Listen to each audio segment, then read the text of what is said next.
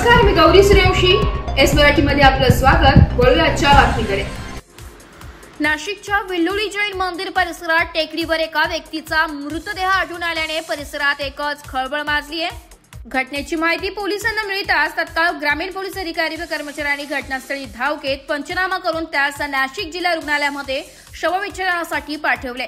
एक दिवसाआधी सूरज काशीनाथ घोरपडे वर्ष 38 हा राहत्या घरातून जातो असे सांगून गेला होता. रात्रभर घरी परत आला नसल्याने नातेवाईकांनी पोलीस ठाण्यात धाव घेऊन याबाबत तक्रार करण्यासाठी गेले होते. मात्र पोलिसांनी त्यांची तक्रार घेतली नसल्याचं नातेवाईकांनी सांगितलंय. अद्याप मारेकऱ्यांचा शोध लागलेला नसून अंबड पोलीस पुढील तपास करीत आहे. सूरज घोरपडे यांचा घातपात झालेला असून मारेकऱ्यांना तात्काळ अटक करण्याची मागणी नातेवाईकांनी जिल्हा शासकीय रुग्णालयात संध्याकाळी 6 वाजता प्रसारमाध्यमांशी बोलताना केली आहे. काशीनाथ घोरपडे सदर मयत व्यक्तीचा लहाना भाऊ. माझा भाऊ काल दुपारपासून घरून गेला होता, तर तो विल्लोळीला इथं मयत घोषित झालेला आहे. मयत इकडं बॉडी सिव्हिलला आणली, त्याची इकडे सिव्हिलला आणून त्याला मयत घोषित करण्यात आलं आहे. पण अजूनपर्यंत आमची प्रशासनाने एक पण कंप्लेंट घेतली नाही. कुठे जायचं, काय जायचं आम्हाला काहीच सांगितलं नाही अजूनपर्यंत. पुढं चालून तुम्ही काय करा ते पण नाही सांगितलेलं आहे.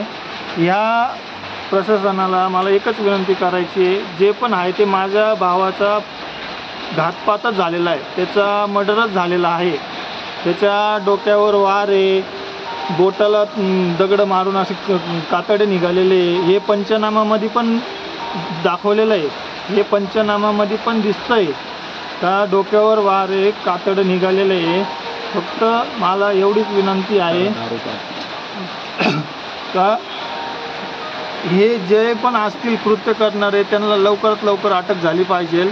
याच्यामध्ये मला एक नाव घेणं इच्छुक आहे मी, का हे इंदू साळवे म्हणून एक लेडीज होती. इंदू साळवे ही विल्लोळीलाच राहायची, म्हणून मला तिकडच्या त्या व्यक्तीवर संशय आहे.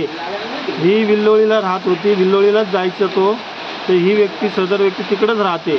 तिथेच कोणतरी असेल, तिचा तपास केला जावा हीच प्रशासनाला विनंती आहे. आणि माझ्या भावाचा मला न्याय भेटावा बस. स्टार्ट.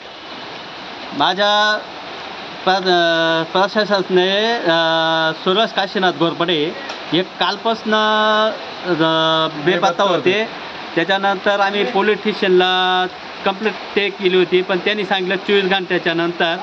प्रशासनाचा नंतर फोन आला सकाळी का येलोळीला जैन मंदिर पाशी अशी बॉडीची होईल, तर आम्हाला त्या संदर्भात न्याय मिळावा. Bureau report, S Marathi news, Nashik.